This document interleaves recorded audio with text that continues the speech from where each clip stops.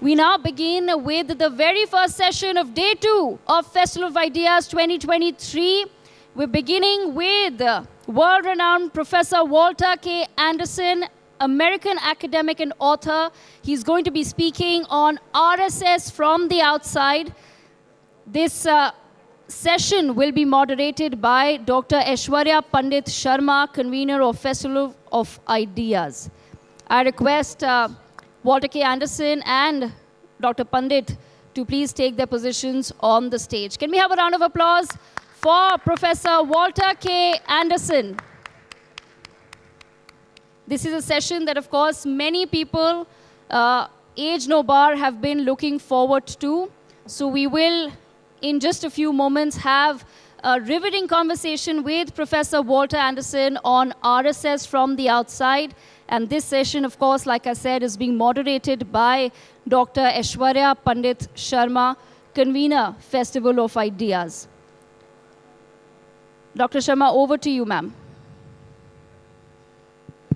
Hello, hello. Hello. Very warm welcome to you, Dr. Andersen, and thank you for taking out time for the event.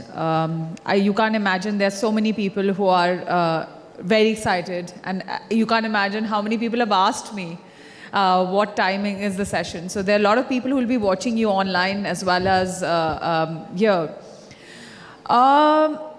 We're going to be talking about a very exciting topic, which is the RSS, and there could be no, I could not think of anyone better to discuss the RSS with someone who has worked extensively and written two very detailed and highly well-researched books on the RSS.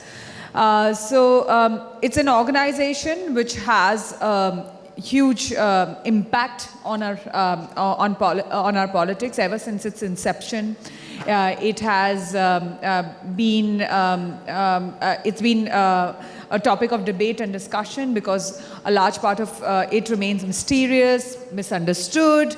I think we'll, through the course of our session, try and unpack the RSS for our audience and try to understand the organization. Over to you, if you could give us a brief overview of the RSS and what encouraged you to work on a topic. Thank you. Yeah. Well, it's my privilege to be here at what is a great moment for India, with the moon landing and the international coverage of that, and also an economy which is the fastest growing of the major economies. I was just saying, I wish I was 30 years younger, so I could be working on what is a country that's on the way up, both domestically as well as internationally. Thank you for inviting me to talk about this and to mention my books on the RSS. I'll say a little bit more about that in a few minutes. I actually got involved in working on the RSS in a somewhat accidental way. I was at the University of Chicago preparing a dissertation topic, and I was thinking of doing a study of how young people get involved in politics. My advisors, Lloyd and Suzanne Rudolph, and many of you have probably read their books, said to me, why don't you do something on the RSS? They had just interviewed Gowalkar. He did not give many interviews to foreigners, but he did give it to them because he had read their books as well. And they said, we can probably get arrangements for you to see Gowalkar, which they did, in a matter of fact. And so I did. And out of that dissertation came a book, The Brotherhood in Saffron. If you want to buy a copy of it, you can go to Bari Brothers right down the road. They have a copy. And in fact, they'll be autographed. Every time I go there, he has me sign the various copies of the books that are there. But we have another book that came out later, but I'll talk about that in a few minutes. One thing I had to do, because there was so little written on the RSS up to that point, and comparatively little now that's objective about, I mean, you can see books which are all praise, but more which are kind of negative, but there are a few which are quite good. And so I had to sort of dig to find out, you know, what this organization was all about. One name that kept coming up was KB Hedgewar, the founder. He was in many ways a fascinating person. He came from a family of Hindu priests. They were Telugu Brahmins in the very ethnically plural city of Nagpur, where you had various languages spoken on the street. It was a kind of small Delhi of its time for central India. And he was motivated to get involved in politics by Mr. Munjay, who was a Congress politician in Maharashtra, the central provinces. And he went to Calcutta to study medicine, where he studied Western medicine in Calcutta. But perhaps more important for his future career, he also got involved with some of the revolutionary societies in Calcutta and became enthusiastic about doing something. When he got back to Nagpur, there was some communal problems in Nagpur. Then there was the efforts to address the issue of independence. All of them, he felt the Hindu community had not done well in responding to these challenges that it had. And what was the problem? And it was a problem that he and later the RSS would focus on, and that was a division in the Hindu community, divisions caused by caste. Some of the divisions are inbuilt about the hierarchy that you have in the caste, but you have divisions of language, you have divisions of economic opportunity. He felt that what we needed to do is to create a more united Hindu community, and until that happened, you are not likely to get a serious movement of independence. But one thing more was needed that didn't exist, and that was an organization to train young men in leading a movement for the uplift and independence of India, hence the RSS. It was founded in 1925 on Vijay Dashmi Day, which incidentally, keep that day in mind because every year on that day, the head of the RSS gives the major policy speech. So if you're interested in RSS policy, read Vijay Dashmi speeches. They're vetted by everybody in the organization, and they're carefully thought out, and they're policy-oriented. And these days, more policy-oriented, because I'll say in a few minutes, the RSS has become more policy-directed than it was in the past, and so speaks out on those issues. So, Hedgewar was the founding member. He set the program for the RSS, the domestic program, which was a combination of calisthenics, because he felt you needed a healthy body, as well as stories of the heroes of Hinduism, because you needed a pride, he argued, in what Hinduism was all about. He was also very much influenced by two thinkers, one Italian and one Indian. The Italian thinker was Giovanni Mazzini, who lived in the 19th century, who argued what you needed was an Italy that could combine, because it was a series of small states, and Italians who could think of themselves as Italians. And so he defined in that book what he felt to be Italian was all about and why you needed a united Italy. Savarkar, I'm almost reluctant to say anything about Savarkar. You have the world's authority on Savarkar, who is about to speak here, and his book is in the back, or his two books, but I'll say it anyway. Savarkar was a great influence on Hedgewar and other RSS thinkers as well. He really developed the idea of Hindutva. Now, someone has asked me, and I'm sure people here think, that what does Hindutva mean? I just read in the newspaper that another political party has adopted Hindutva as one of its planks in the coming election, which is unusual, I think, but nonetheless, there it is. Read the newspaper, you'll see it on page 2. So what does Hindutva mean? We must, in interviewing people for the books on the RSS, we would ask them, what does Hindutva mean? We must have gotten 200 different definitions of what it means. And I'd be curious to see what the people in this other party felt Hindutva means. But Savarkar was very explicit what he meant. It had to do with this body of land that is South Asia, contemporary India and Pakistan, Nepal, and probably into Central Asia. And it was unifying Hindus. What does it mean? And that's been a major objective of both Hedgewar and subsequently the RSS. What do you need to do to create a more united community? And he was very explicit negative on caste. and especially the caste hierarchy. And he realized that would be an enormous effort. But part of the objective of the RSS shakas, the local units, is to create a sense of oneness among the people or participants. They have camps, and at these camps, and I noted in my book about how they organize camps, they even drop caste names. You may not even know what a caste person is. On one day at these camps, a person may be serving food, and you know the significance of that to someone else. And on the other day, they may be polishing shoes. So the idea was that you mix responsibilities, that there is no hierarchy of work. Work is work. Work is admirable, whatever it is. And you don't have to have sort of a hierarchy of some work is good and some work is bad, or some work is polluting. They really felt that idea of pollution was something that should be ignored. I think when you think of the RSS, keep that in mind, because that's been central in its thinking of what it needs to do. And Hedgevar really set the groundwork. Something, though, that he also set the groundwork for, which was equally important, was he established the training system of full-time workers, the pracharaks.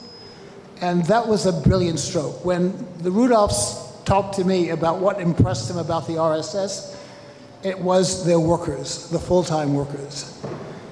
They tend to be educated young men who spend a couple of years in training, and then they become something called Vistaraks, people who are kind of like interns. And then it's judged whether they have the capability to work full-time. One of the capabilities, can they do like this? Can they get up with a microphone, give you 2 minutes and say something? So you've got to be able to interact with your audiences. And they trained them in doing that sort of thing, and they still do. And my impression, the pracharaks I've met are very capable. You saw one last night, Ram Madhav, a very impressive person.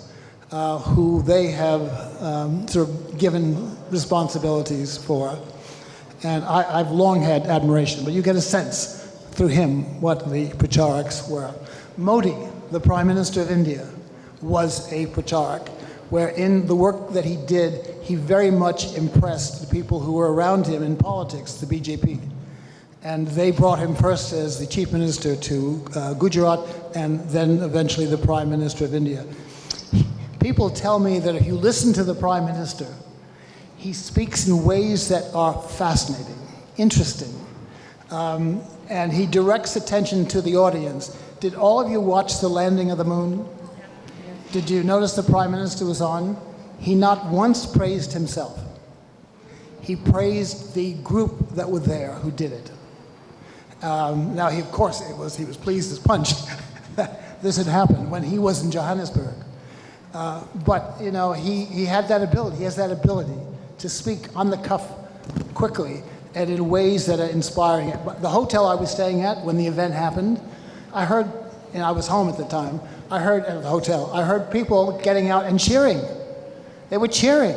Obviously something, and I thought, oh, of course what it is. The spacecrafts have landed on the south pole of the moon. And of course, this gives extra prestige to him in Johannesburg and to India as a country. And I think this will inspire many young people, men and women, to go into this field, which I think is what he had in mind in his public comments about all this. Well, Hedgevar, in the late 30s, realized the world was headed in a time of trouble. And he selected a very unusual person to succeed him.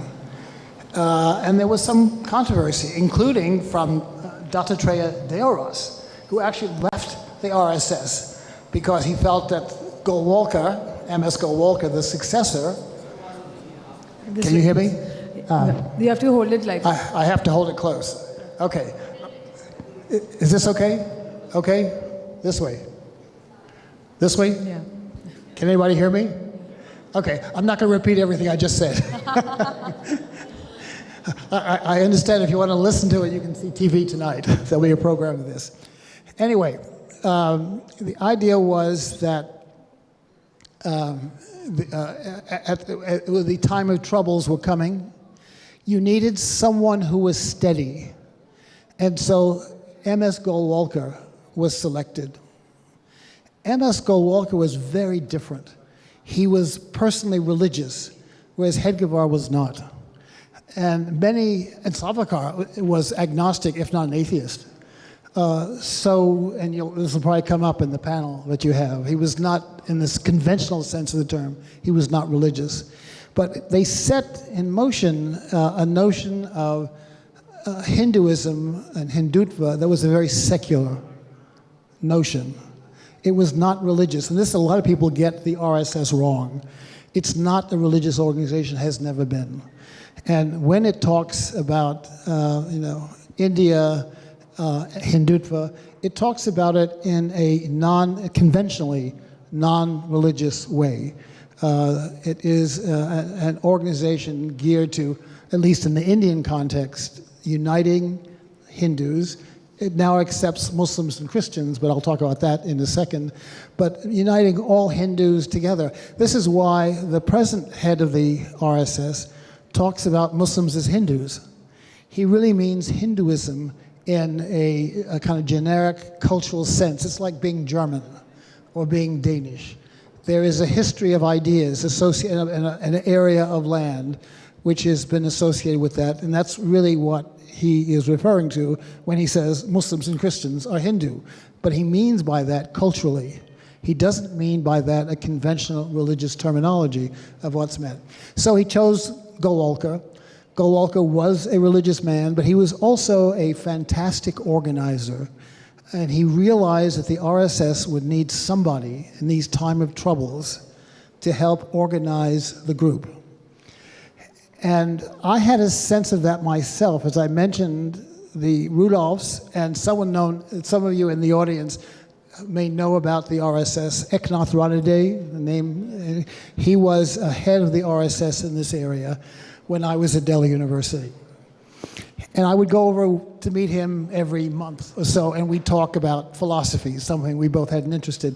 One day he said to me, "Would you like to meet Golwalkar?" Of course, I would like to meet Golwalkar. I'll arrange it. And sure enough, someone from the university who was an RSS member came to me one day and said, on this day, at this hour, someone's going to come pick you up, take you to Delhi train station, put you on the train, and send you to Mumbai. I did that.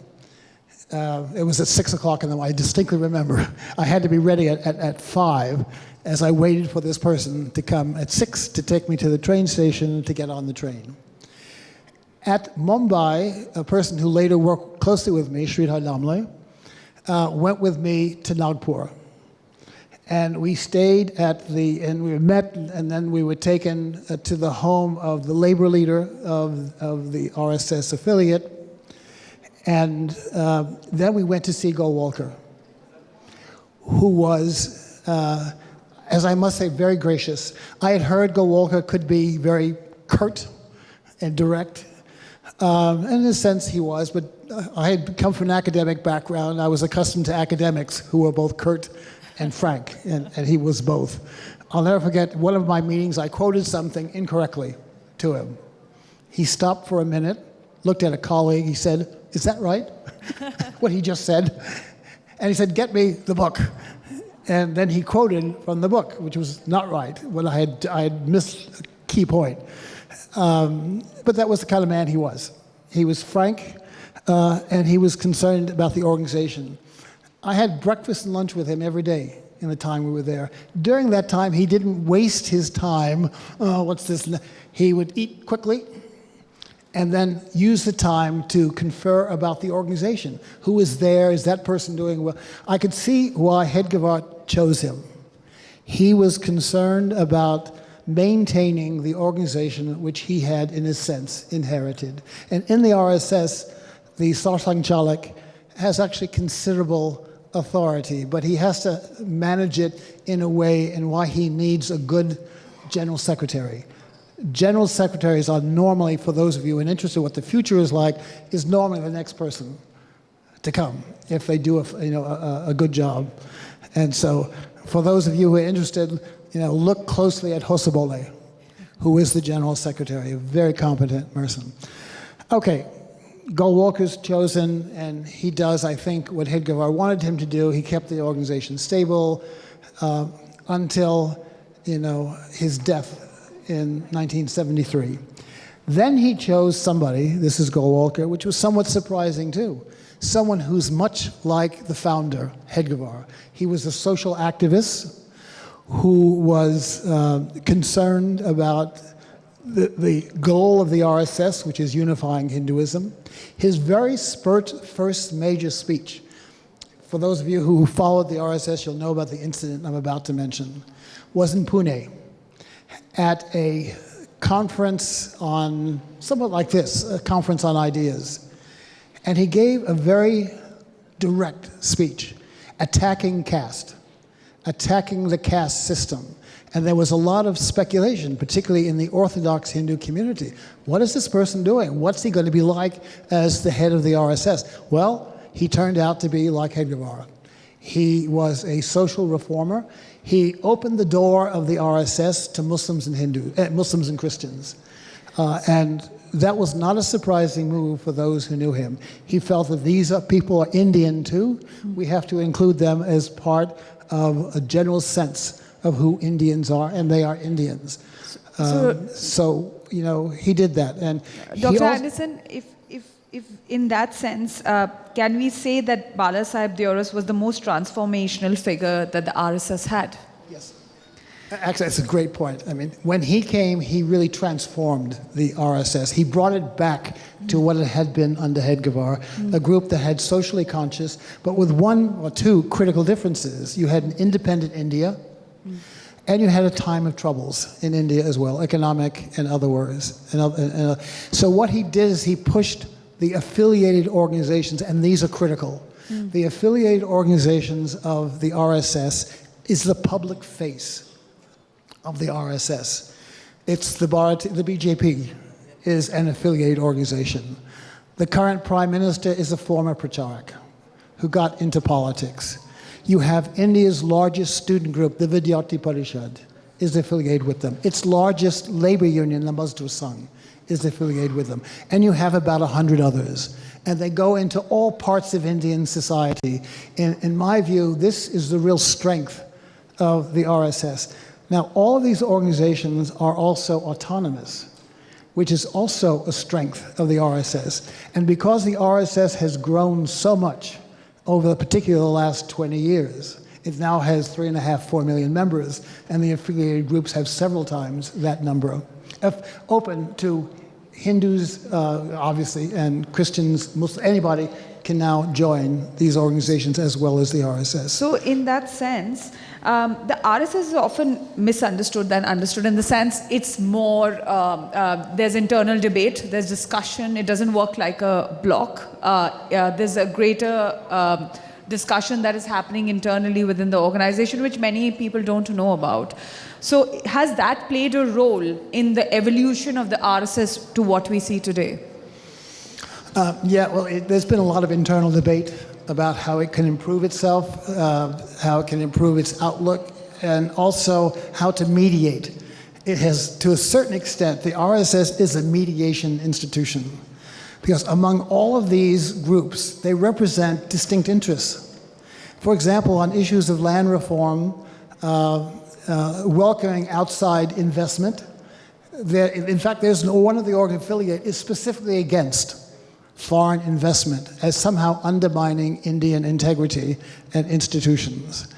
And so you've had the RSS, depending on what level the issue of disagreement is, to mediate the differences. And as it's grown, the RSS has also moved out from its original social base, which was largely Brahmin. Today, I would say that is no longer the case. It made a major, look at the Prime Minister, who is not a Brahmin, who was involved in the RSS at an early age from his small town. And real effort was made to push the boundaries, the social boundaries of the RSS. And with some success in doing that. And that they pushed that idea that caste distinctions are not important. In fact, in the Indian context, they should be ignored. So, in many sense, and you see often reports, we have Madhya Pradesh, Chhattisgarh, and Rajasthan, 3 states which go to polls. And Congress has been kind of championing what you call a soft Hindutva of a sort, having these big statues of Lord Hanuman, talking about the Bajrang Dal and its ban. They've used that in the Karnataka election also. So, don't you find it strange how Congress is trying to define Hindutva and why? I don't find it strange they're trying to sort of incorporate Hindutva in their ideology, because obviously it has some popular appeal. I'm thinking of, the current major public figure of the Congress who several years ago visited Hindu temples everywhere. And I recall there was one newspaper article I wrote, someone wanted to know what his gotra was, and he couldn't remember what his gotra was. Somebody had to remind him what his gotra was, because as you know, you go to a temple and often the priest will ask you what your gotra is. So no, I wasn't surprised that they incorporate. They have to be careful how they use it though, because you don't want to appear as if you're taking sides. For example, sides against Muslims or sides against Christians. Particularly, an effort is being made by the RSS to sort of reach out to Christians and Muslims. In fact, there is one of the affiliated groups which is specifically directed at Muslims. So you have to be careful how you handle the issue. We're running out of time. I have the last question. What do you think is the reason responsible largely for the ignorance of the RSS and its function? It's about time that people really try to understand the organization and what it stands for. I think you have to look at the affiliated groups, because it's the affiliated groups which are the public face, and it's the affiliated groups that interact with society.